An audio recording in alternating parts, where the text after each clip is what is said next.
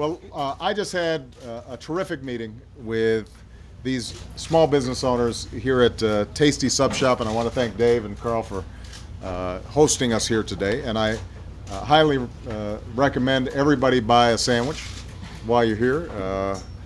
Although, as I said before, I can't eat a 12-inch these days, now that I'm 49. Well, I will be in a week. We talked about some of the difficulties that people have had making payroll and turning a profit during this recession. And we talked about what we can do to make it easier for small businesses to grow. All of these folks here know why that's important. Small businesses create 2 out of every 3 jobs in this country, so our recovery depends on them. And if we want to keep America moving forward, we need to keep investing in our small businesses. This is, by the way, is more important than just our economy. It's also about who we are as a people. Because America's always been a place where if you've had a good idea and you're willing to really work hard for it, you can see it through and you can succeed. That's what gives the worker the courage to leave her job to become her own boss. It's what propels people to risk their savings on an idea that they believe might just change the world. I was hearing from Tom here about how he was having trouble finding work 30, 40 years ago and decided that he would take over a business that only had 2 employees, and now he's an employer for a whole bunch of folks, and he's going to be passing on his business to his family. And that's the American story. This town, Edison, is named after somebody who was not only one of history's greatest inventors, but also a pretty savvy small business owner. And the small business people who are here with me today exemplify that same entrepreneurial spirit. And all these companies have seen their share of challenges. All of these small business owners have had to improvise and adapt over the years, especially in tough times, and that includes over the last couple of years. So Tom and Catherine Horsberg were telling me that they got through the downturn. In order to do so, they had to market their products to types of businesses that they hadn't sold to before. Brian Bovio's company had to let some people go when the recession hit. But in the 2 years since, he's transformed his business, and now he's making people's homes more energy efficient to save money on their utility bills, and he's been able to start hiring again. He is very interested in making sure that the Homestar proposal that we put into Congress actually passes, because not only will that help to expand his business, but it's also going to help Americans save energy, not only in this part of the country, but all across the country. Now, all of this hasn't been easy. The recession has meant that folks are spending less. It means that small businesses have had a tougher time getting credit and getting loans.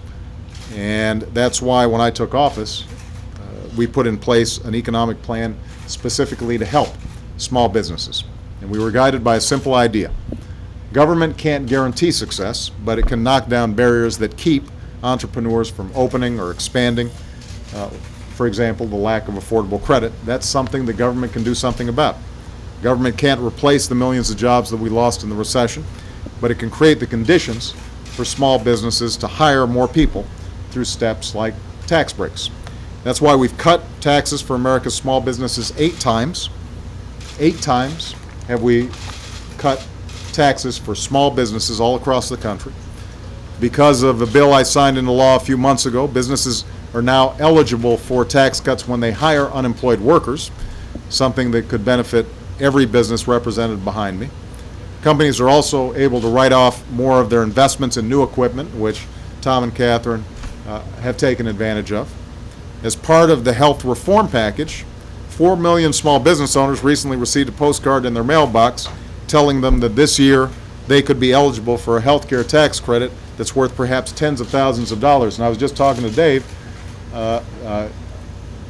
who does the right thing by his employees and is providing health insurance. They actually are not paying a significant share for that health insurance. Dave and Carl are doing the right thing by those workers. He's now going to be eligible to potentially get up to 35% tax relief on those premium that he's paying. And that could make, obviously, an enormous difference in terms of his bottom line, and may mean that he can hire some additional workers. Our economic plans also supported nearly 70,000 new loans to small businesses. One of these loans made it possible for Tom and Catherine to purchase new equipment.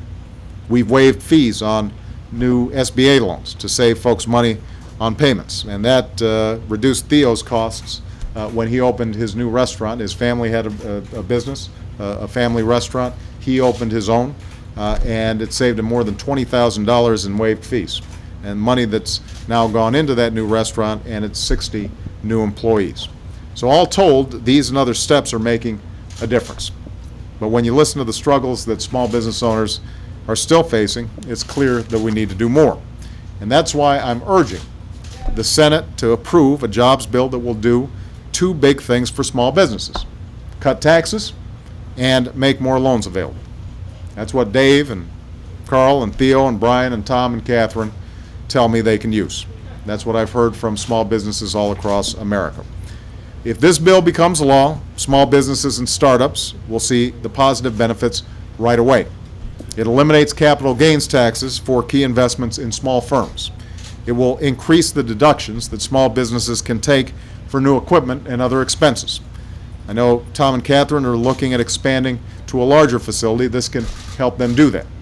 This bill will also make more credit available. Everywhere I go, I hear from small business owners who simply cannot get the credit they need to hire and expand. And we've been hearing from smaller community banks that they want to lend to these folks but need more capital to do it. So the initiatives in this bill will help them meet those challenges, and it will allow them to increase loan sizes and make sure that we continue to waive fees for SBA loans that have helped a number of the people standing behind me. Now, let me just make one last point. I know it's no secret that we've confronted a lot of partisan politics over the past year and a half. We've seen a fair amount of obstruction that's had more to do with gaining political advantage than helping the country. But surely, Democrats and Republicans ought to be able to agree on this bill. When I had a conversation with Mitch McConnell and John Boehner yesterday, I told them that the provisions of this bill are things that the Republican Party has said it's supported for years. Helping small businesses, cutting taxes, making credit available. This is as American as apple pie. Small businesses are the backbone of our economy. They are central to our identity as a nation. They are going to lead this recovery. The folks standing beside me are going to lead this recovery. So as I said yesterday in a meeting with congressional leaders at the White House, I expect us to get this done before they go on vacation, for the folks standing behind me and for small businesses and their employees all across the country. All right? Thank you very much, everybody. Thank you, guys. Thank you. Thank you so much. Thank you very much.